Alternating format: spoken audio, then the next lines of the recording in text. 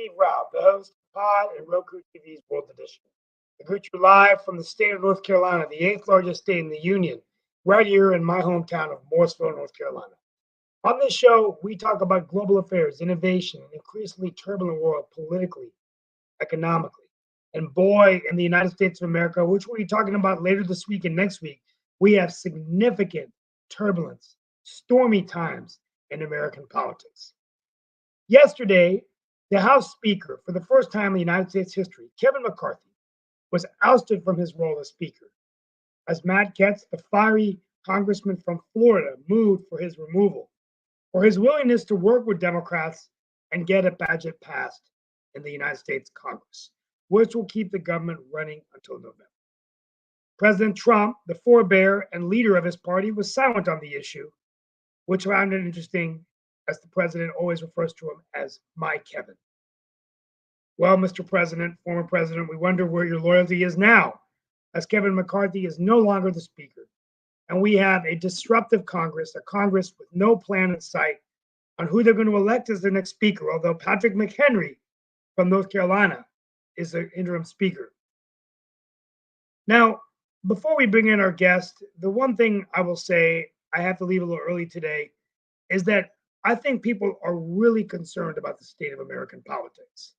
Our country today is being run by a gerontocracy, an 83-year-old president, and a 75-year-old former president.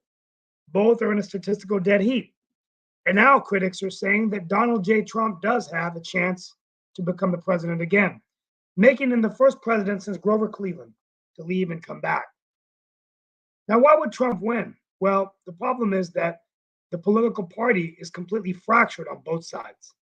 But the fact that Kevin McCarthy was ousted this quickly shows that the right-wing Republicans are really dictating the policies of this country, even though many Democrats and Republicans do want to govern and work together. And they're simply not able to do that. My concern moving forward is that if this continues, what would prevent another one from being ousted and another one from being ousted? And then there's no stability to fund the government. We often forget that people's paychecks are at stake here. Employees are being furloughed. Our ability to research and provide solutions for disease and invest in our infrastructure and support our troops and our veterans and our active soldiers, all of this is at stake if the government gets into a shutdown. We'll be talking about this, but I just want you to think about that as you watch the United States Congress unfold in front of your very eyes. Is this something out of a House of Cards movie with Kevin Spacey and Robin Wright and all of those when we were watching? Well, that really can't happen. What's happening before our eyes? We'll be talking about this show later today and also moving forward. Other things in the world we're going to get to later. We're going to just dive right into our guest. I know that there's different things going on in the world, but anyway, all eyes on former Speaker McCarthy. All eyes on the United States Congress. And of course, 2024, as Joe Biden and Donald Trump are in a statistical dead heat. And my prediction is Donald Trump could be the president again. Now, let's get to work. Of course, and the first president that has been charged and maybe even convicted of crimes. Now, let's bring in our guest, Mark, to start the show off. I'm going to have to leave in a few minutes, but wanted to welcome you here. Mark, this is just I'm going to call Wiley Nickel. It's wild. It's definitely interesting, and definitely will we get into some of these discussions. I did see earlier an article that is even getting wilder. And like I said, we'll bring in our guest to talk about fiscal literacy, which I know is a topic very important to Nick Palveda, one of our founders and everything. But before I get to that, I was just going to add you how it got a little bit wilder, because apparently Patrick McHenry, who you mentioned earlier, has ordered Nancy Pelosi to vacate her former office because he needs it for his office and all along that. So she's actually over there honoring her longtime friend, Dianne Feinstein, and says that she can't get there to get her belongings, but he actually ordered her to vacate her office because apparently he wants the office. I don't know if the office is in a nice corner of the room, because we know that happens in corporations and other things. No, and the thing about it is, let's talk about that for a minute. I mean, honestly, I don't know Patrick McHenry. I know one of his right-hand people. Never met him before. But the thing is, okay, Pelosi's best friend, Dianne Feinstein, just died, and she was a stalwart of the Senate. they've known each other for decades and decades. And while this is all going on, that's the first act that Patrick McHenry is going to do is like, I want to move into one of your offices. I mean, this happened in North Carolina where the Speaker of the House moved one of the legislators, Terrence Everett, into the basement or like in a janitor's closet. I mean, it's like, are we, I mean, this is what has just sunk American politics. I mean, how about a call to I just want to make sure everything's okay.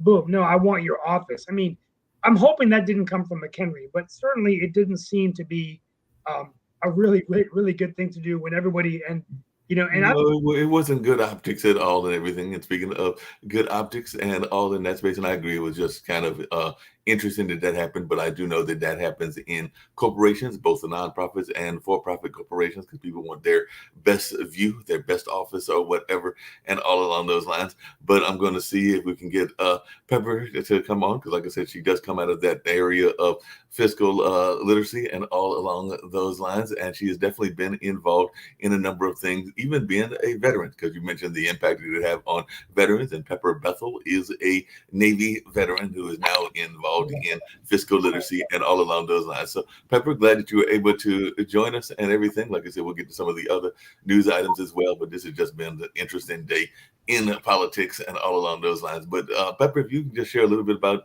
yourself, because I do know that you are a Navy veteran involved in now the financial planning lane. And like I said, one of the things that I will ask you in a little bit is one of the reasons this network was founded was because Nick Palveda is of the opinion, along with Kim Calhoun, that we don't talk enough about things that should be talked about, even in our education system. And fiscal literacy is one of those things. Because like I said, he is a pension attorney, and Kim Calhoun, one of the other founders, is a engineer and an inventor and does other things. So they have had some conversations around fiscal literacy and the need for that. They even did some early stories before we became Pod TV and before this even became an entity around that space and everything. But if you can just share with our audience a little bit about your own background and even how you decided to join the military and became a Navy veteran.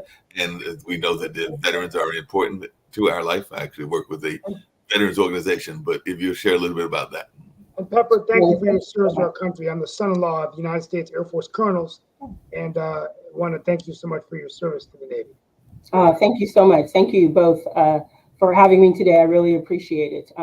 So my story is that I come from a family of military and service members. So it was really kind of a foregone conclusion that I would also join in my father and my uncles by joining the military. So it was a long time dream of mine to join the Navy as a little girl. So I went in directly after high school. I did 8 years. I was mostly overseas, but the experience has really shaped me into the person as well as the entrepreneur and business owner that I am today. So I'm so fortunate for the time that I spent, in the Navy. Again, it's definitely part of a brotherhood and a sisterhood that always stays with you.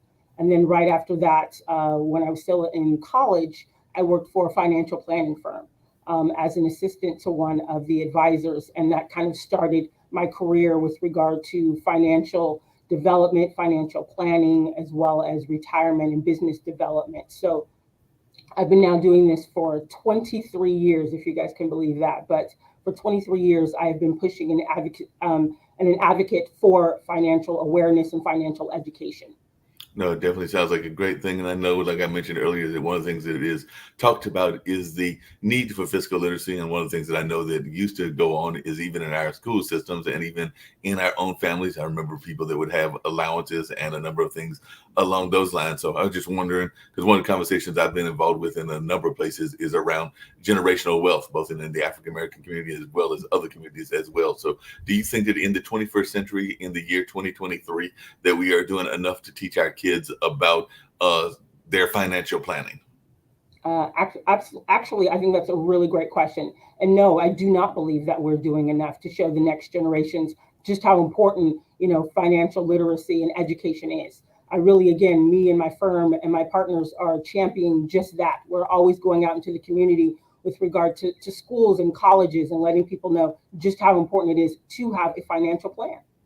Yeah, that makes a lot of sense, and definitely got to have that and everything. And another thing, and Steve kind of alluded to it earlier, but I know a lot of folks, and we actually had a show on the network that was talking about it, I think a day or two ago, was a lot of people don't realize that even with the government shutdown and all in that space, or the averted now government shutdown, that there are a lot of government contracts out there that people can go for, including some of our small businesses and everything. And I think sometimes we don't go for those because we're not aware that we can go for them. So if you can speak to that as well, because I do know that a lot of people are shocked that there are government contracts that they can go out there and get. Yeah, again, thank you so much for bringing that up too. That is something that I'm also championing for as well. Again, as a veteran, I am super, super excited to be working with a lot of budding entrepreneurs as well as small business owners and partnering with agencies like the Small Business Administration.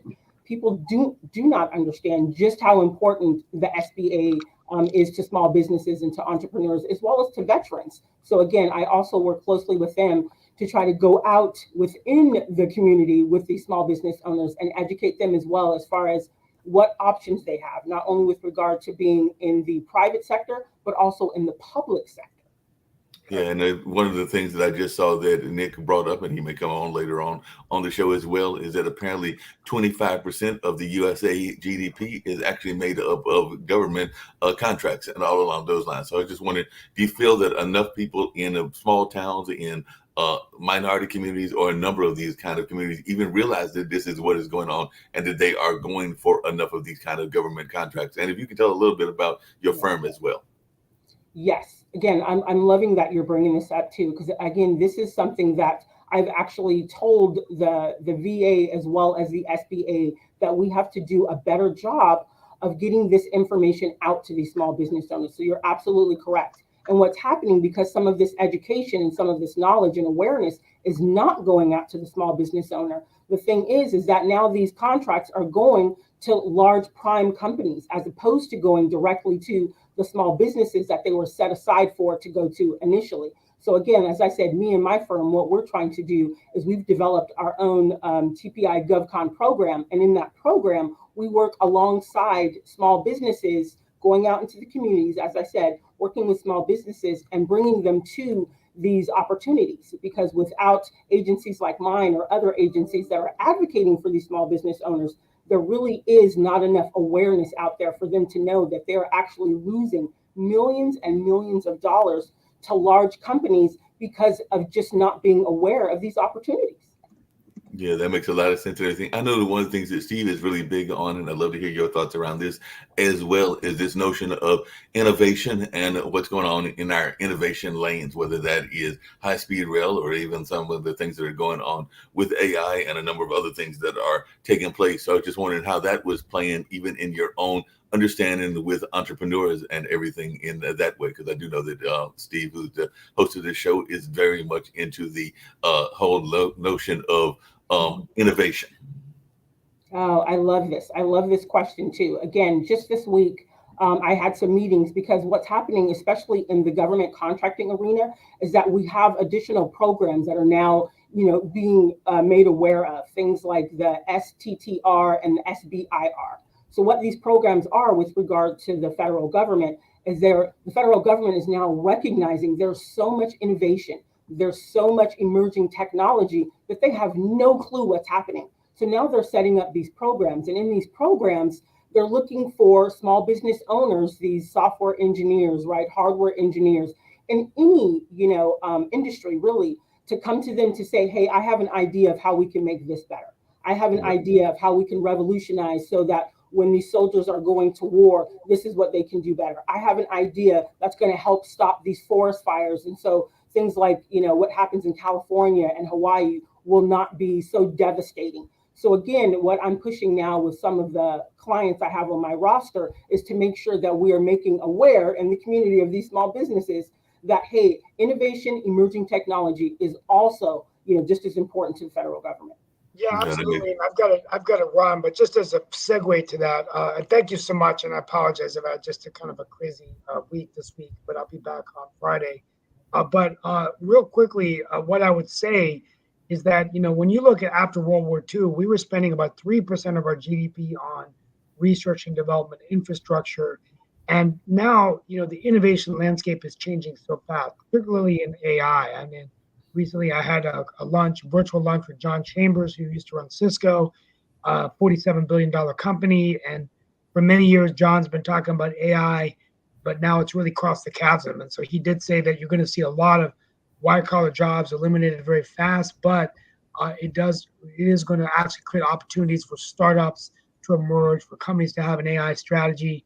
And so innovation becomes very important. And that's what's kind of frightening, is every day that goes by that we can't have a government, we can't fund a government, that's less money going into innovation, less money going into training programs, right? And even eventually, if the government does shut down or we keep incurring this kind of debt, my concern is that we would end at a point where interest rates would stay high, could stifle innovation, make things more expensive. So I think this is an important conversation, and I'll end with the fact that I wish we had more military people in our country running the country. Riley, it might be time to think about bringing back, because the military thinks about the team first, the individual last, and we've got Congress members and leaders that are just running in their own lanes, not thinking of the whole team, and it just hurts the country. But I don't know Steve, whether Steve, along the lines, before you leave, that's actually one of the questions I was going to ask Pepper and everything, is what she feels she learned from her military experience that she is able to bring to her entrepreneurial lane and all along those lines. So what is it that you learned while you were in the military? Because it sounds like you kind of went into the military straight out of high school, that has helped you in your entrepreneurial journey. I think he hit it right, the nail on the head, is that we think as a team. We don't think individually. I think that's a huge attribute to have, especially in working in small business arenas. I think the other thing is what you have in the military is that there is no clock. There is no, I clock in at 9 o'clock and I clock out at 5 o'clock. You put in the work and you leave when the work is done. So I think that already, just having those skills, among other things, really kind of led me to, it's a natural progression to want to do things, want to build something for other people, right? Want to build something and include other people and partner with people, collaborate with people. I think just being a part of that family and that team as a military service member really kind of speaks well to putting together, a team of people and moving forward with whatever goals that we have. Yeah, that makes a lot of sense. One of the other things I was curious about, and it kind of alludes to what Steve was talking about earlier, is what is one of the mistakes that you think entrepreneurs make? I know that during this pandemic, we saw a lot of people that decided they wanted to be entrepreneurs. I sometimes think that a lot of them didn't have business plans, and that's one of the first things that I think of and everything. But I was wondering, what are some of the mistakes and pratfalls that you see with the entrepreneurial lane that surprises you even? Right. No, thank you for that. I think probably the number one thing that I see as far as missteps for entrepreneurs and small business owners is the initial setup of said business. I think, again, like you said, you called it, in during COVID, people were super excited. There was so much opportunity there, which is an amazing thing.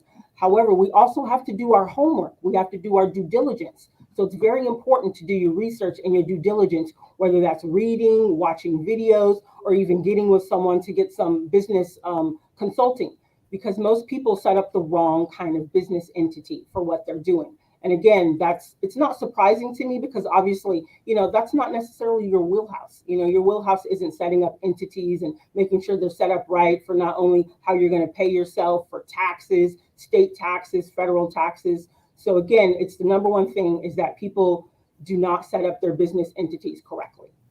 Well, one of the other It's guests. been an honor to have you. Thank you so much. And I'll look forward to seeing you guys at the end of the week, but it's been an honor having you. Sorry I have to leave early. Thank you so much. No, you got to leave, and we understand that. One of the other people that's one of our regular panelists, and all along those lines, and like I said, he joins on a regular basis, is actually an accountant. So, and he's also running for president of the United States, that being Lee Newton Rhodes. And one of the things that he talks about quite often is the family values and the things around that nature, and even how we used to have a more core kind of thing that was going on both within the family, in the African American family, and other families, as well as how a lot of institutions, both our schools and our churches, would teach a number of these kind of things as well. So I just wondered your thoughts, Pepper, around the notion of teaching this even in some of our institutions, be that the school, be that the church, or a number of other kinds of institutions, because I do think that we might have stepped away from that over the last decade or so. But I'd love to hear your thoughts.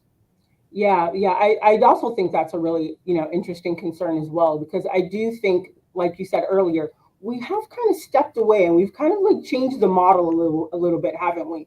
So I think sometimes, over the years or maybe over the generations, what they've said is they focused on what they think is important. But us being out here in the real world, we actually know what's more important. So again, I would like to see more of financial education and financial literacy. I would like to know more about people knowing about money and banking. I would like for people to know more about insurance and taxes. I think those are just as important, because the first time that you get that first job, that first time you get, that first paycheck, the first time when you get out on your own, all of these things are going to come up. And I really think that it's so important for us to charge ahead and make sure that these young people coming up understand these aspects.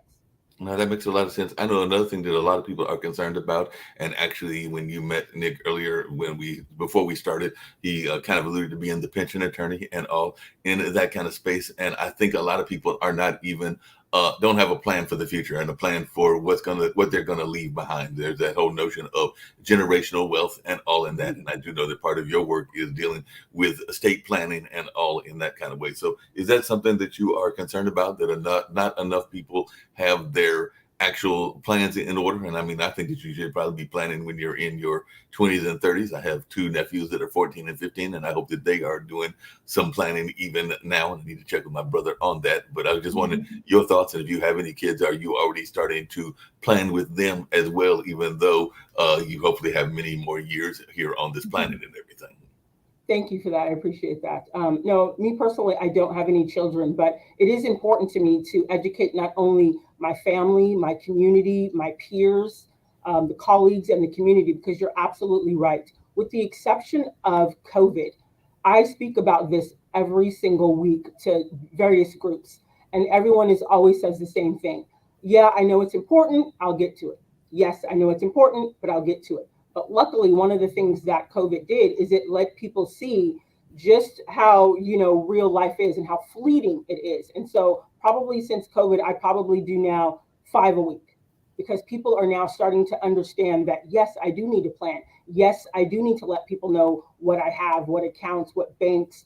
Well, I do need to let people know what my health directive advancements are. I do need to let people know what kind of bank accounts or retirement accounts that I have. I do need to let people know what I want to happen and who should it go to and who's that person they can go to if something were to not only happen to me, but at my demise as well. So again, I'm always pushing for that kind of literacy and education as well.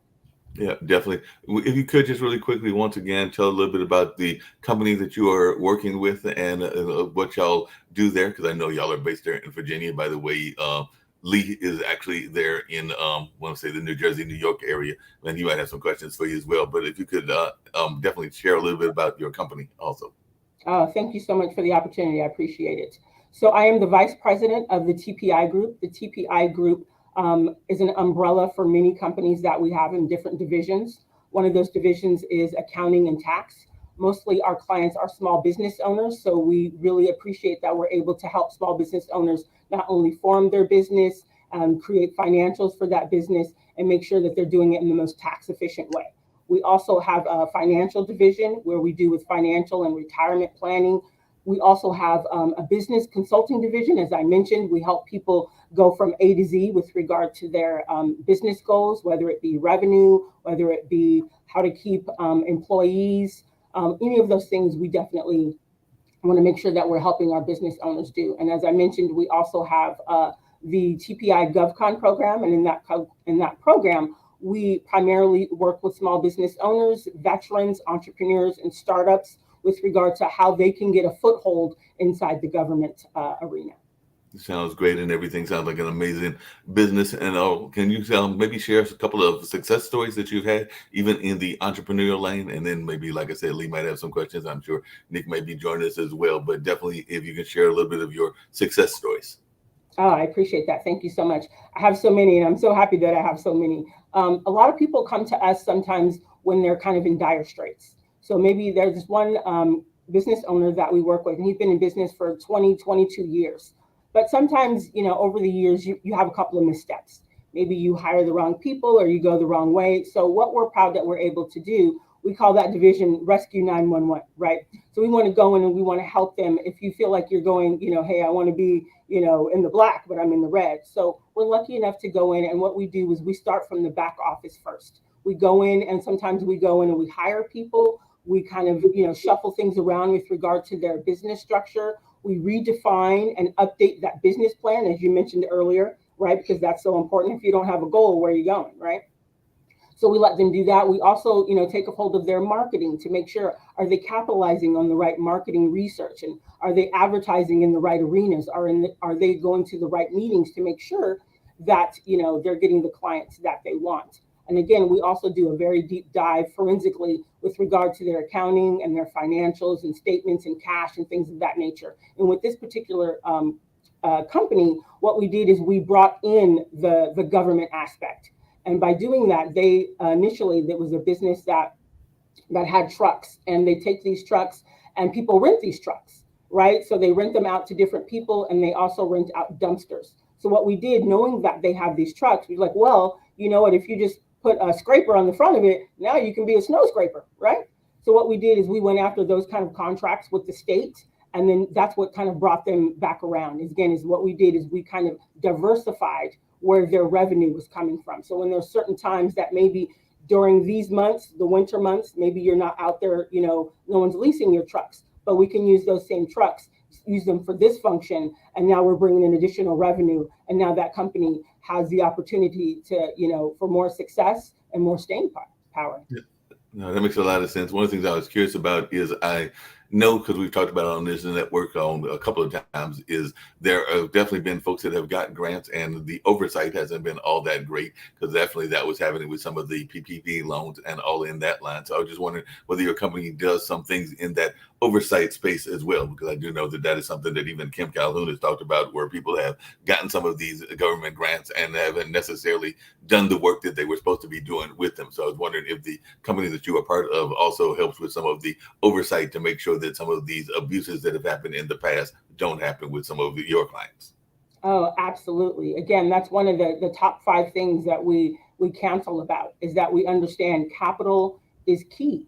You can't do these things. You can't pay your employees and your payroll without capital. So yeah, one of the things we come up with is we have about 5 to 6 options that we present to our small business owners with regard to making sure that they do have the capital and they do have the cash to move on. So again, and that comes in various places, whether you get something from the bank, something from another lending partner, something from a grant program that we work with the state as well as with the federal government with regard to these grants. Absolutely.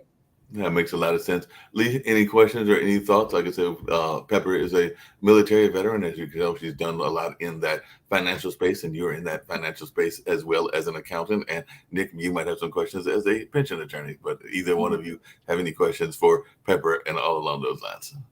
Just a comment on military veteran financial planner. One thing that when it comes to CEOs of Fortune 500 companies, the common denominator of most CEOs actually come from the military. A lot of people don't know that. They're not Harvard graduates. They're not Yale graduates. They come from the military. So it's almost like if somebody wants to be a CEO of a company, best thing to do is go in the military, because that's the highest thing out there. The other thing is this, 25% of the US GDP is the USA government. With that, there's a very important document that no one reads in high school, middle school. They don't read it in law school. They don't read it in MBA school. But and I'm kind of embarrassed that it's just not presented to people. And here it is, the budget of the United States government.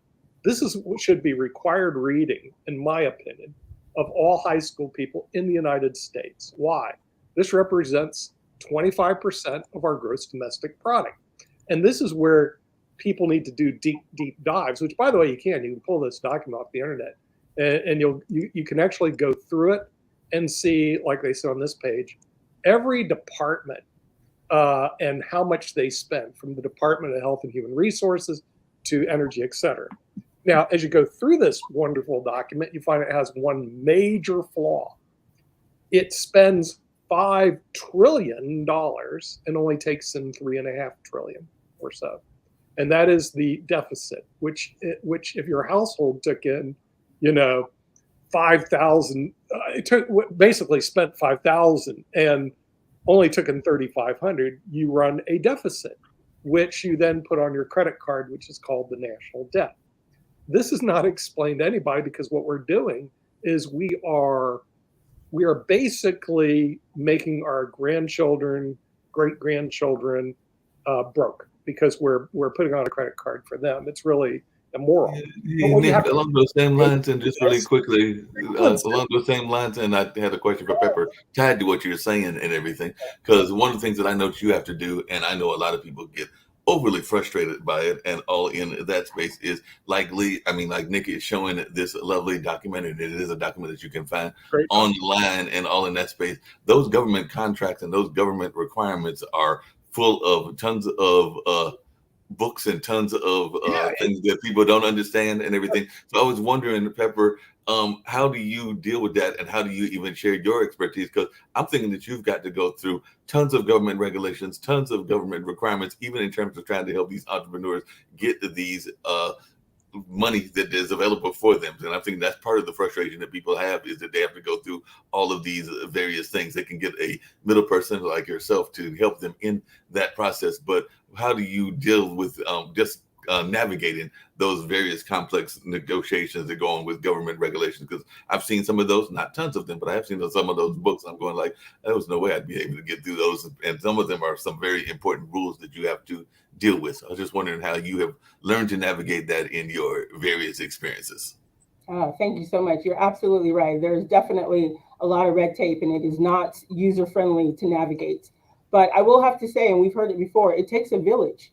You need to have a really great team. And I am lucky enough to have a really great team here at TPI, where we have lawyers and we have business consultants that go through and read all the fine print, so that when we train our entrepreneurs, startups, and business owners, they get that knowledge. And we like to come from a place of education every single time. So again, it's very important for us to have our team to go through all of that. And before we even, sign up with the contract, we're reading over the contracts. We're making sure that all the regs, that we understand what we have to go through. So that happens all the way through our training program, is that, yes, part of our team, we do have to read those regulations. We do have to read those contracts, as well as that fine print. And we make sure we present that in a user-friendly manner to our clients. Yeah. You mentioned something else earlier, and I'd love to hear your thoughts about this, and maybe even Lee wants to jump in on this as well, because you talked about the team aspect, even the team aspect of your company. And I know that on a lot of teams, even the team here at Pod TV, we don't always see eye to eye on issues, but we realize that we are part of a greater team and all along those lines. So I'm thinking that even in that corporate environment, there may be folks that you don't necessarily agree with, even because of their religious beliefs, their political beliefs, or a number of other reasons that you may not agree with them and everything. So I just wondered if you could speak to the importance of a team, and even how you unify a team that is diverse. Because I'm imagining that even at your company, you have a diverse crew, and they may not all share the same political viewpoints, or even the same religious viewpoints, or even the same orientation viewpoints, or a number of other viewpoints as well. So I just wondered if you could speak to team and how you navigate having a diverse team, because I imagine that diversity is also important to you. So I imagine that the team is diverse and not everybody is thinking like-minded. Yes, that's very true. You're absolutely right. Yes, I am lucky enough to have a really great diverse team. People come from all different, cultures, nationalities, backgrounds, all of that good stuff. But I think when you have a good leader, and I hope that I'm blessed to lead my team well, but when you have a good leader, some of those things kind of go by the wayside, because what you want to focus on is what you do have in common. And what we do have in common is the goal, is who we're helping, who we're in front of, what this is about. It's not about us as an individual. It's about us as a team. It's about us as a team presenting these educational goals to these business owners. And I think that is what our team, and my team, that, again, like I said, I'm very blessed to have an amazing team of people who understand what that goal is. And that's what we're always shooting for. You're also a business coach, and I was just wondering, being a business coach and helping these businesses and everything, what do you think makes a good leader? Because definitely that is something that has come up in a number of conversations. So I was just wondering whether it is on the political front or whether it's any kind of front. What, in your mind, makes up a good leader? I think for me, personally, what makes up a good leader is first having a vision, right? Because as a leader, people will follow you. They will follow you. It's not like being a manager or anything, right? A manager is going to go through the motions, right? They're just going to go through the day to day. But if you're a real leader and you have this team that's looking to you for the answers, what are we going to do? Where are we heading toward? What's my mission today? And excuse the military logo, but that's just where I come from. That's ingrained in who I am. So what is our mission?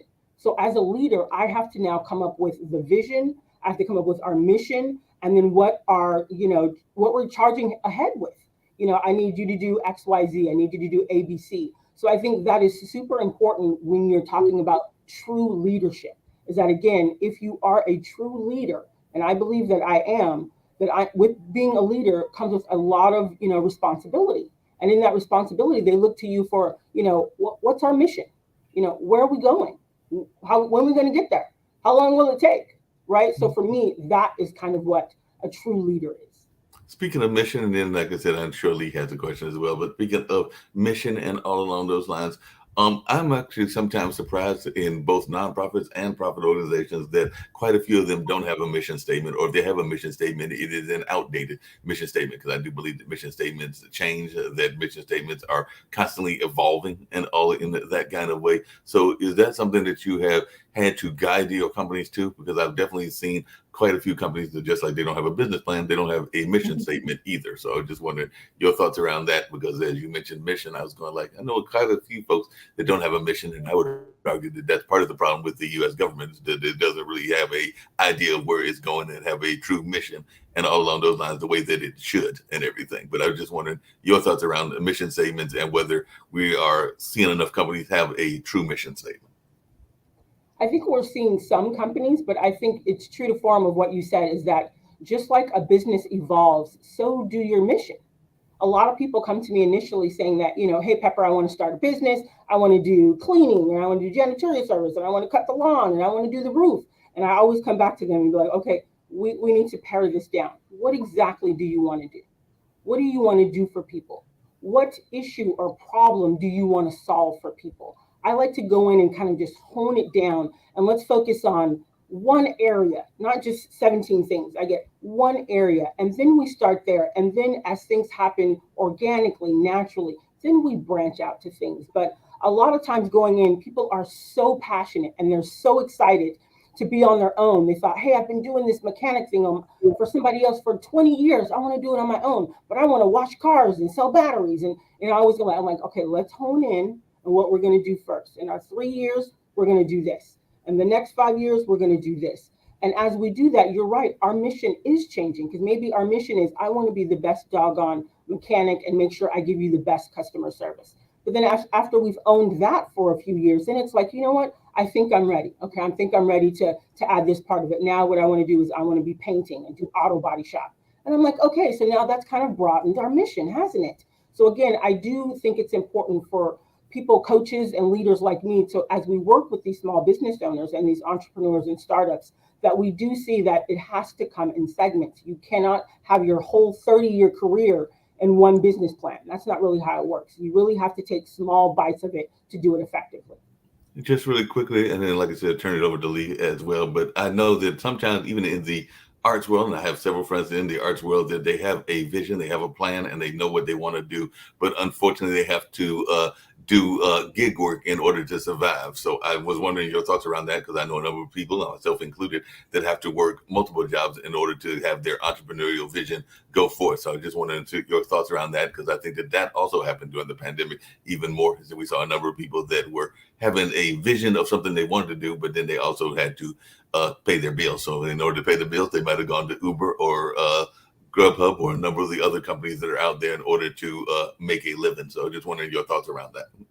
Yes, and I fully support that, because there are a lot of times that people don't necessarily have the capital to do what they want to do in the manner that they want to do it. So just like me, when I started up my first business that I had when I was like in my 20s, I had my day job, but I also on the side, I was like, well, overseas, you don't get a lot of people that know how to do hair or anything. So I started my little business of just doing hair. Now I had this job, but something I wanted to do, create more of, absolutely. But again, that's what you have to do in order for it to make sense. Sometimes you do have to make sure that you start it on a smaller level, or you do it on the side.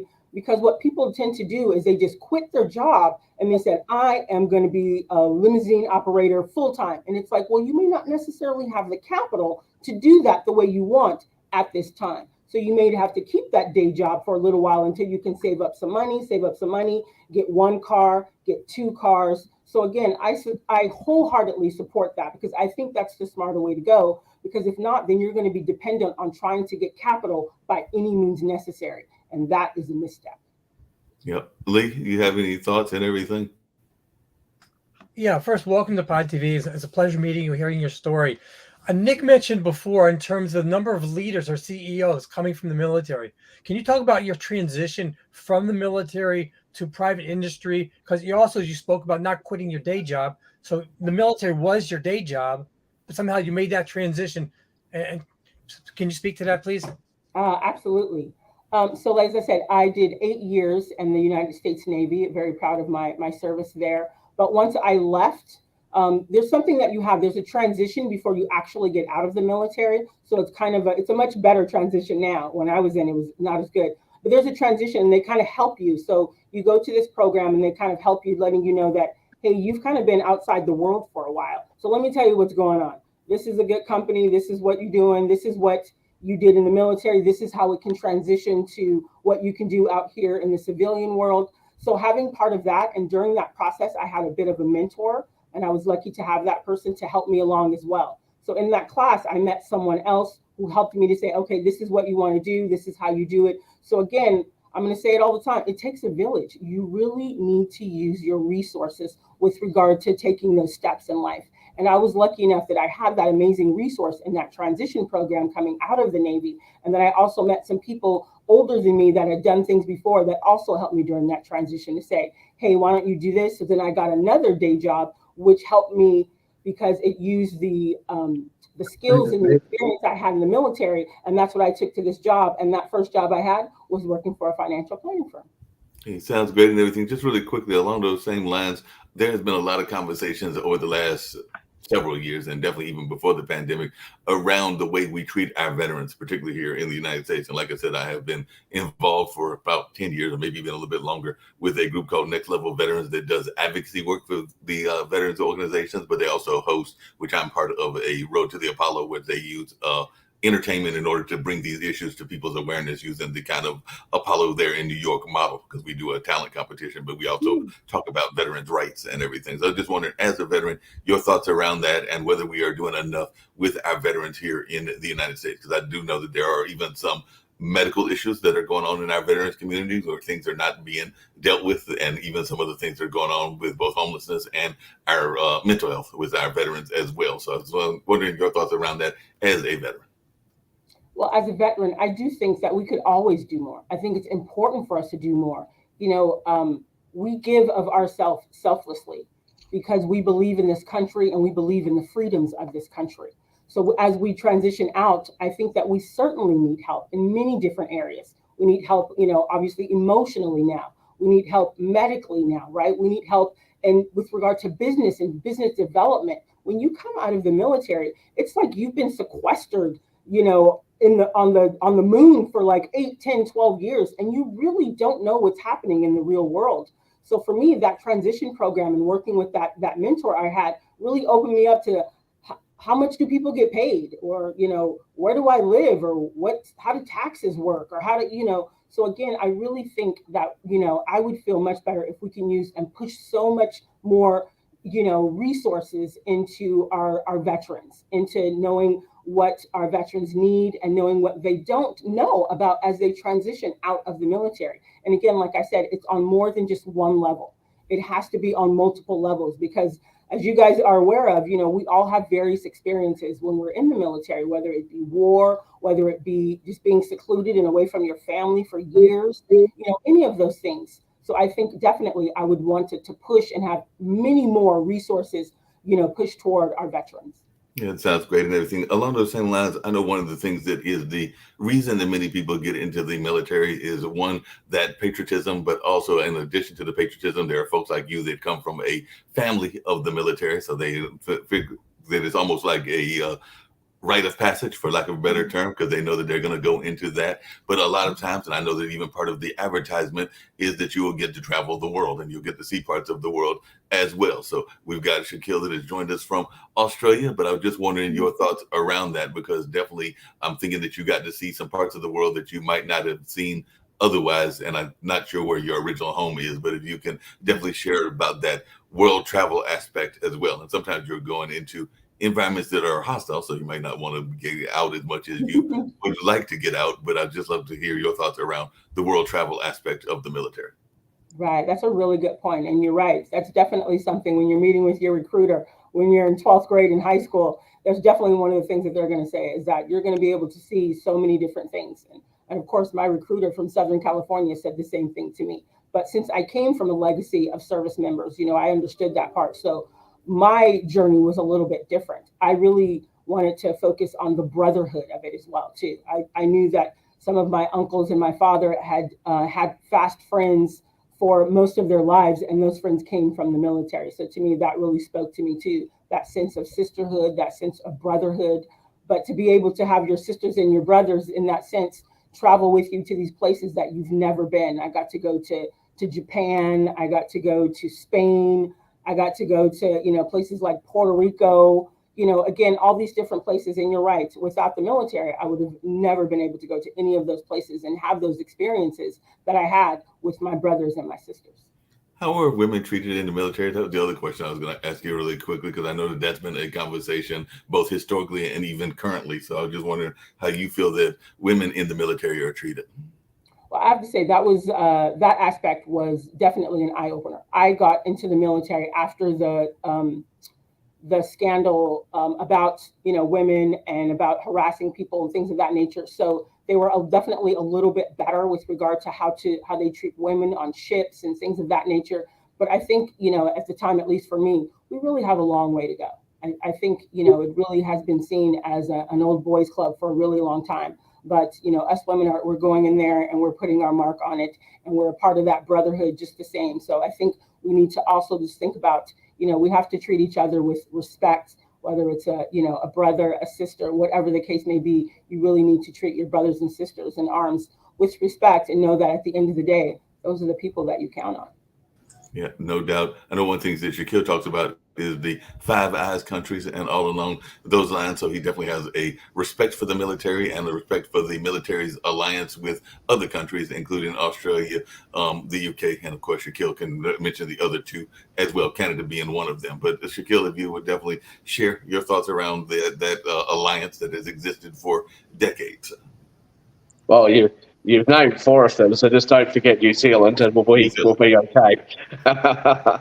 But no, Pepper, thank you for your service. Obviously, not just to your own country, but for all of us around the world that have benefited from America's help. I've got a lot of friends in the military, obviously in Australia, or former military friends in Australia, and it's a common theme.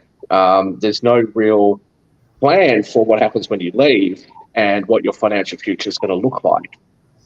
And look, it's complicated. People don't really know, but when you're in the military, certainly in Australia, pretty much everything that you do is with the military. So if you've got private health insurance, it's the military private health insurer that provides that for you. If you've got a home loan, you've probably got that home loan through the military bank. So, people oftentimes don't have much of a understanding of, people don't have an understanding of finance in the first place, but if they're coming out of the military, it's hard for them to really know what sort of products are available for them and, how to actually set up a plan for themselves. So I think that's a shame. So I think anybody who's dedicated a part of their life to the protection of all of our freedoms should be able to benefit from a comfortable retirement when they're ready.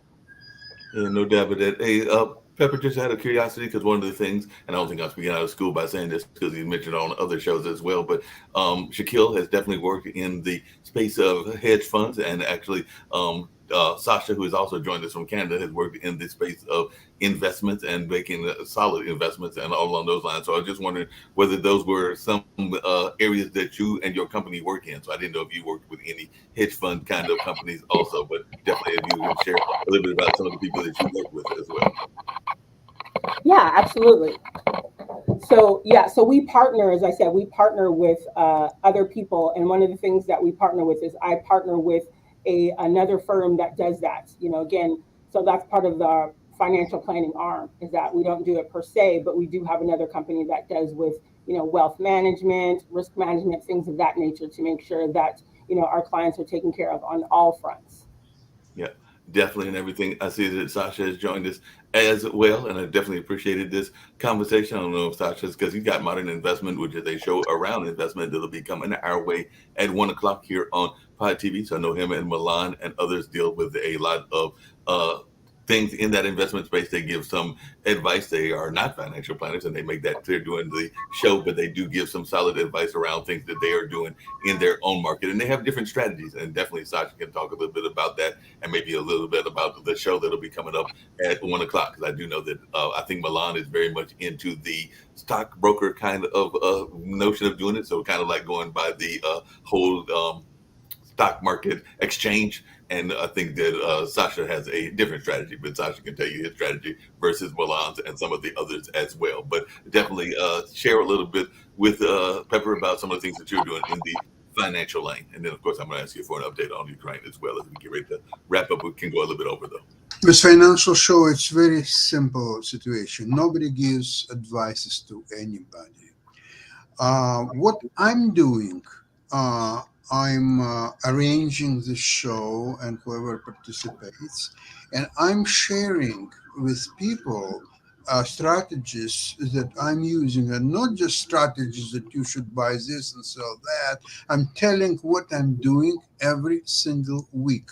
The show is weekly on Wednesdays. So on Wednesday, like today, I will tell people transactions which I've done actually during the last year. My track record, 175% profit in the last 11 months. I'm looking now for the 12 months, so it will be 1 year, and hopefully I will get into 200%, but maybe not, because market is very difficult now. So 175 is good enough for me. Now, Milan, on the other Sasha, there's no such thing as a difficult market, my friend. Come on now. No, difficult market. I'm talking about the way my strategy works. Obviously, what I've done, I cut down on the size of. For example, I'm selling cash covered puts on stocks. Now, if the stock is going down, I will be exercised, and I will acquire stock that could continue to go down. That's happened to me during last year only once. The stock is a well-known name, Netflix. I didn't mind to have some Netflix, but one thing when you are buying Netflix because you believe in the company potential and so on, another thing when you are being exercised and you are, okay, here's your stock, whether you want it or not, and you must take it. Now, that's not a big deal because Netflix is not going to disappear. And we are talking about only 200 shares. And once I got the stock, I can sell covered calls and slowly get out of the position, which right now is the only one losing position, unfortunately, that I have. But I'll just say, Sasha, and hopefully today I will actually have time to come onto your show because I'll be heading to the airport around about the same time as your show comes on. So I'll have about an hour or so free, so I might be able to pop on. But I'll just say with the Jinx America is entertaining. With the war zone going on inside the House of Representatives, I actually increased my volatility positions, and I wouldn't mind having a look at the VIX at the moment to see whether this seeming instability, a little bit of instability, might spook the markets just a little bit. I'd expect the Vega part of the options pricing mechanism to actually increase a bit as a result, because obviously they don't have a speaker. They've got 45 days to avert the government shutdown. The markets don't like that very much. So that'll be interesting to see. Markets like certainty. When it's uncertainty, market doesn't like it. However, what's your prediction? I got yesterday a fantastic bet with Adam, who participated in a show. We bet $500 that Trump will not win the presidency in 2024. So But I'd probably take the bet if he's a contender. But what I'll say is this: no, as you know, every single one of my political predictions when it comes to elections has failed. So whatever I say, bet against, and you'll be fine. But I will just quickly say, because I had the Big No campaign rally that I attended, and I've been blasted all over the media here in Australia. And I'm like, look, I went to the Yes campaign as well. I just want to find out what's happening with this proposed constitutional change to Australia before we have a referendum in 2 weeks. Mm-hmm. And then overnight, I hear about the Speaker being ousted for the first time in US history. And I just quickly was trying to catch up on it. I saw an interview with Sean Hannity and Jim Jordan. So Jim Jordan is being proposed, or we have to give credit to Nick Talavita and I think Mark and a couple of others that said, what if they just put Donald Trump in as the Speaker? And that's actually being proposed at the moment, that maybe Donald Trump could be a Speaker. Now, whether that's to appease him or whether they think it's a good idea for him to be the Speaker while he's in and all these trials he's got going on, I don't know. But, hey, I'm not American, so get the popcorn. A Speaker must be a person born in the United States or not necessarily? I think you do because you're third in line, but something like the Secretary of State, you don't need, because obviously Henry Kissinger was not born in the US and he was the Secretary of State. But the Speaker, I think it's the top 4 positions in line to what would have been the throne if you were still part of the UK, that you have to be a natural born citizen.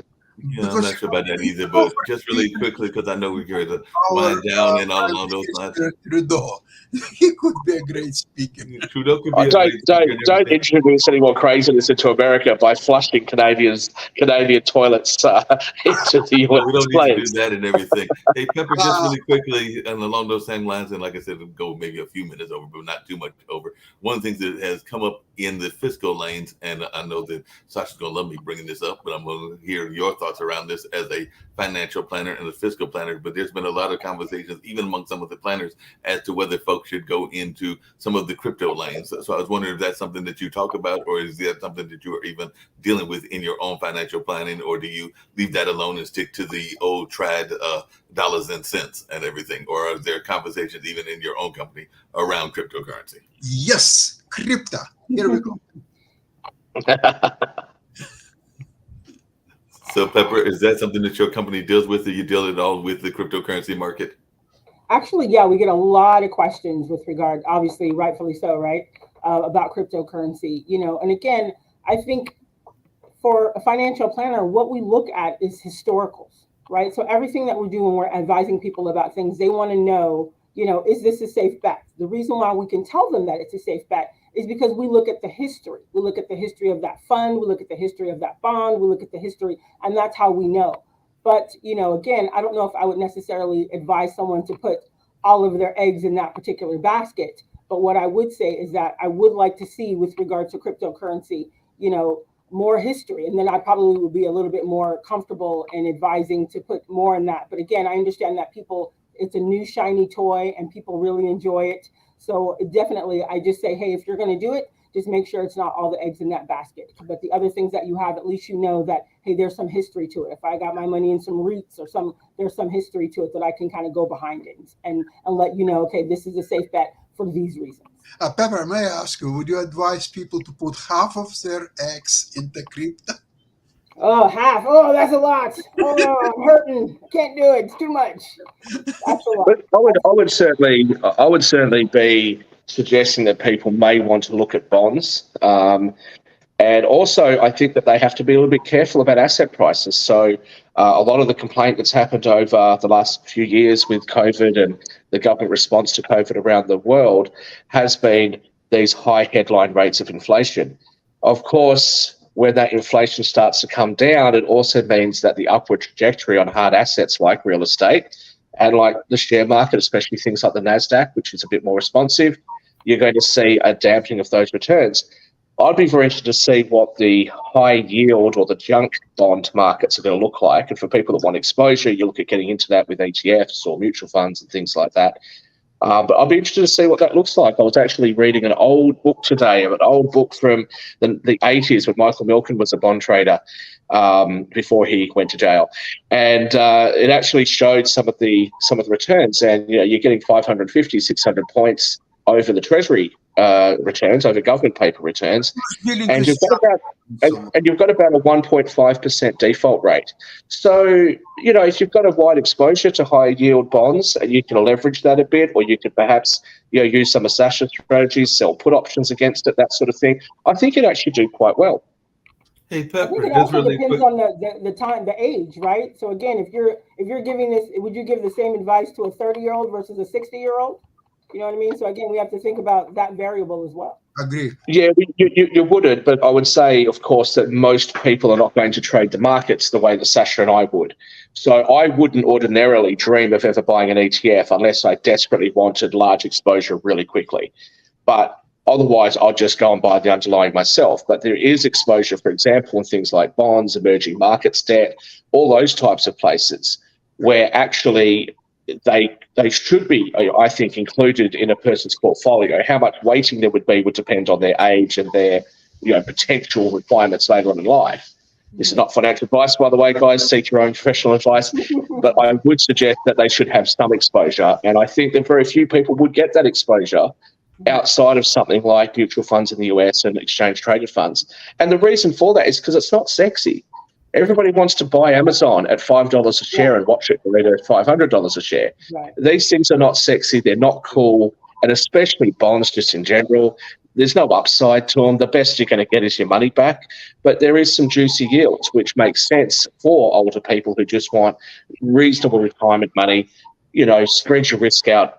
The best way to do that, get that diversification, would be, I think, for Hey, the fund. Pepper, just really quickly, because I know we're going to wind down and everything, but I was going to get to you as well, Uli, and everything. But Pepper, as we're getting ready to wind down and all in that kind of way, I was wondering, because actually Shaquille kind of alluded to it, what kind of advice do you give in that real estate lane? Because I do know a number of people are looking at their financial planning and thinking of real estate, whether they're going to it individually or whether they're going into some of these group deals, because I do know that there are group deals in real estate as well, in both business real estate or corporate real estate as well as regular real estate. So I was wondering on the one end, what advice you give on that. And I'm going to admit it, I'll tell it, and folks are telling about their bets. I took a bet, even though I don't think I won because I haven't checked the numbers, but what's $2? So I did buy a $2 lottery ticket since it's got that $1 billion prize that I don't think anybody has won yet. So I took a chance on having looked to see whether I got anything. Actually, it might have drawn last night and yesterday. So what is your advice? I'm sure there are people. If you win the $1 billion, I'll buy it off you for like $700 million because I don't have to pay the tax. Lottery thing as well. So what is your advice to folks that are wanting to buy that quick lottery ticket? Wow, that is an interesting financial plan. I don't know if that's the most smartest financial plan, but I hear you, brother. I definitely hear you. What I like to say, especially, keep in mind, I'm in the DC metro area. So with regard to real estate, I think you have to think about that with regard to your financial planning and your retirement planning. You have to. And again, like I said, I want to mention that I'm in a really, great, tri-state area where we don't have some of the same pitfalls as other areas do. Because in the DC metro area, real estate is hot. It's really great. A lot of businesses are coming here. So to be able to have that as a part of your retirement portfolio really makes sense to include things like real estate. Absolutely. Yeah, definitely. So was the message there, just for those of us who are overseas, was the message there that we should invest in real estate where all the politicians live? Was that the message? I think yes. I think the message is that real estate is important too. As a retirement, yes. We didn't have time to get into it today, but Jeff Bezos is making a lot of money off of government contracts. He made his net worth off of it. Boeing, who was in Seattle, moved their headquarters to Chicago. Oops, not close enough to DC. They moved to DC. Jeff Bezos, realizing all the money's in Washington, bought a house in the DC area. All the big money is going to DC because of the reason that we just brought up on this program. 25% of all the U.S. government GDP comes from the great Washington, D.C. area. So you can't beat D.C. and government contracting, that's for sure. The problem is what you just said, Pepper. Small companies don't know how to access it. Yeah. All the pork is going to the large companies, and super wealthy people, and the small people are getting their rears handed to them because they don't know how to access the government swimming pool. So But that's going to get back into the same issue that we bring up a lot here, that where I say, if you want to have the same sorts of social services as some of the European counterparts and other Western countries around the world, you're going to have to increase the total tax take as a percentage of the GDP. That's the only way you can do it. I think that means that you have to broaden your tax base and not have such a progressive marginal rate. You should have some progressivity in there, but not the way that you have it there. It just doesn't work very well. But also you need to have small business chambers of commerce, like the one that I represent, and other groups like mine, who can talk to government about the things that make it harder for small companies to start up in the first place, but also what makes it harder for them to even survive, because they are a very important part of the economy. And unfortunately, what you get is the big lobby groups that are funded by big, powerful multinational corporations whose shareholders, let's be honest, are not always just American. Or in Australia, they're not all just Australia. The biggest mining companies in this country that make mega amounts of money are owned significantly by overseas shareholders, which is fair and reasonable in a free and open economy. But it does mean that there's a disparity with how much of that wealth is actually reinvested into the community, and there's a lot of people left behind. And that balancing act is not a political thing. It's not a left or right political thing. That balancing act is something that you have to actually get right. Actually, I would like to tell you something. I found one investment that could be even bigger and better than crypto. And you know what it is? What's that? Don't tell anybody. It's Russian stock market. You can buy Russian stocks. You can make tons of money, but you can lose everything. You can't. It's hard to invest there. I tried to do that the other day, Sasha, and I got banned from being able to invest when the Russian market collapsed. I was going to buy a bunch of stuff, and TD Ameritrade shut me down. So I was going impossible.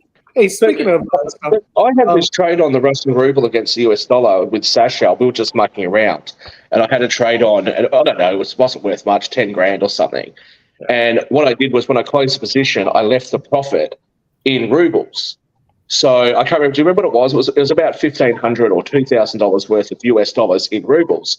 And I just thought I'll just leave it sit there in my account for a bit, because it's just funny to have this weird foreign currency there. And then after the war broke out with the Ukraine, my broker actually forced my position closed, and I wasn't levered into that position. It was actually rubles sitting in my account, but they forced it closed and converted it to US. Shakil, because you're holding enemy's currency. And this trading with the enemy, dude. Yeah, trading with the enemy, that's not allowed. Hey, Pepper, just really quickly, because I know we're going to wind down and everything.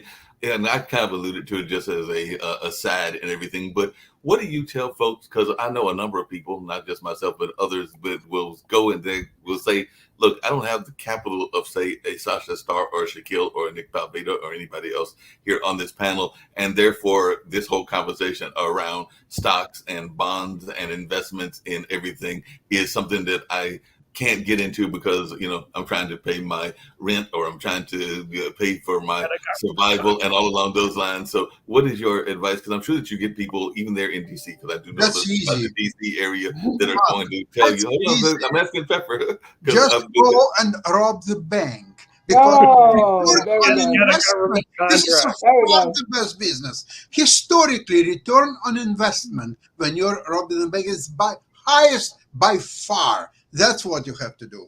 So, Sasha, are you suggesting that Pepper advise their clients to become politicians, or just Donald Trump? Right, exactly. You can't say anything. No, Pepper, so seriously, what is your advice to those that are lesser, that are part of the, I won't say lower class, but they are in the lower end of the economic spectrum and everything? So what is the advice that you give to folks there? Because I know there are a number of those that are in that space in the DC, Maryland, Virginia area. So what advice do you give to folks that are wanting to invest but feel that they don't have the wherewithal to invest? Well, the advice that I give, most people don't like it, because here's what's happening. The majority of people are living beyond their means. And I think first we need to address that. Is that here's my point. Do you need a 3-bedroom apartment if it's just you and your son? No, you don't. Do you need to live in a 5-bedroom, house if it's just you and your husband? No, not necessarily. So I think first what I look at when I'm looking at, people's overall situation is that you're paying more in rent or more in mortgage than you have to. So if we would have first addressed that, then they would find the money that they need to invest for their future. But again, we don't think about that. That's not the first thought we have. But I'm posing to people that I want that to be your first thought. I need that to be your first thought when we're planning. Everything I do is methodical. I put my movements, and it's all about strategy. And again, what people are coming to me, they're coming to me after they already have had the DC townhouse with the 3 levels that cost them $5,600 a month for them, their wife, and their dog.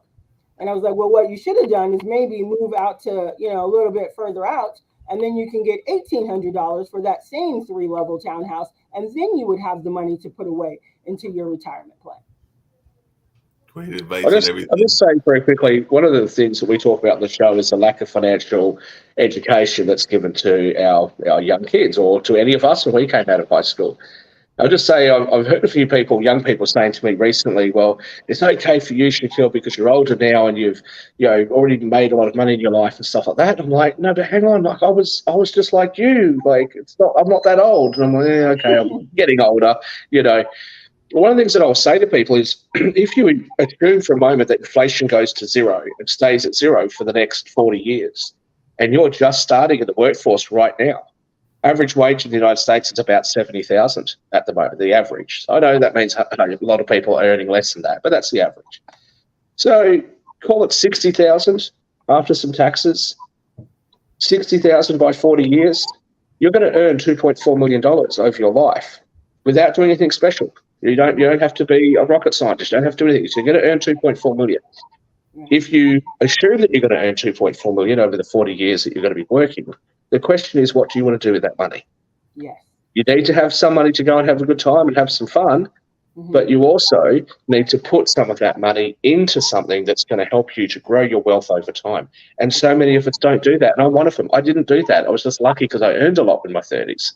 But otherwise, I didn't do that. And it's hard advice to follow, but that's what you have to do. Shaquille, and along those same lines, I would say that a number of people, and I know that Nick's getting ready to wrap us all up and all along those lines, but one of the things that I think that we probably spend more than half of our money on things to what Pepper was talking about that are overspent, because I do know a number of people are overspending in terms of their, but I also know that a number of people are, and I'm guilty of it, just like you're guilty of things, I'm guilty of eating out way too much. So I know that a number of us are also spending way too much money in that space, because if you add the food and the housing, there are probably some people that are making about 60 to 70% of their income and their money coming in on those two items just alone.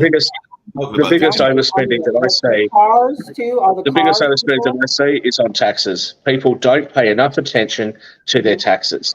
Absolutely. And why would you, I'm not trying to be political, but why would you voluntarily hand over more money to the government than you absolutely have to? You should treat taxes as a liability or as an expense, like you would if you were a company, and then you would try everything you can to reduce that expense. You that just makes it. You don't love your government. He doesn't. He just barely lives in Australia.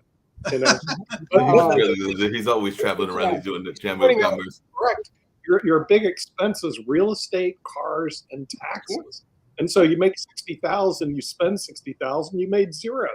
What money is left over investing? And the real estate market and cars are out of control. Yeah. And that's the reason I love the book, The Millionaire Next Door, because the reason you're the millionaire next door is you don't buy a new car, you buy an old used car. Yes. You spend cash for it, and it's real cheap. The millionaire next door drives a piece of trash car. They live in a decent house, but they don't overpay for their house. And then they have room to invest. I mean, and unfortunately, The Millionaire Next Door, which is a great book, I think by Bill Denko and Tom Stanley, isn't taught in any schools. In other words, real estate, cars, and taxes should be taught in high school and middle school.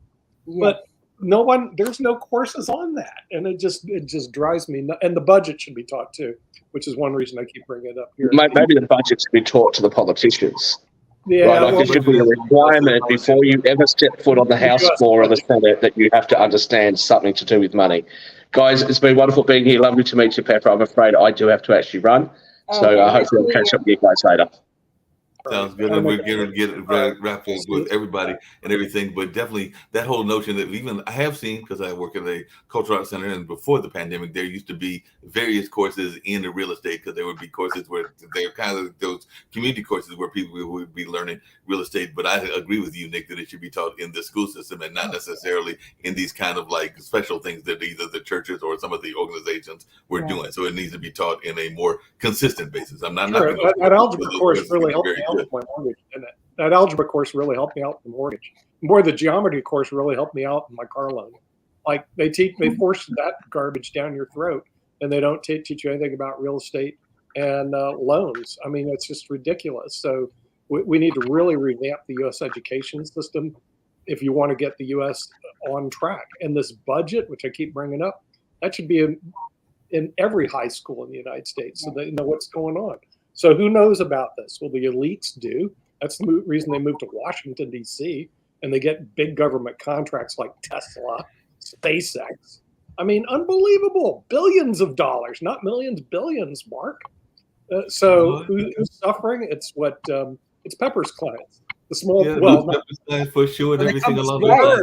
They figured it out. When they see her, they figured it out. But who suffers? The people that don't see her and get the government contracts. That's true.